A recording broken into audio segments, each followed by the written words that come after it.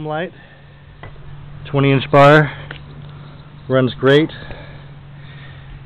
Got a new saw.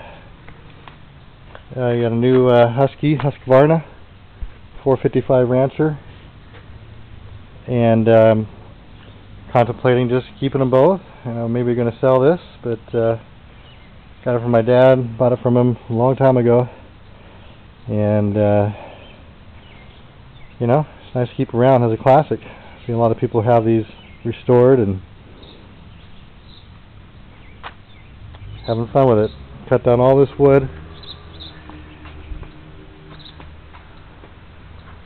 All that. There's a bunch in the back, a bunch down around the other end of the yard.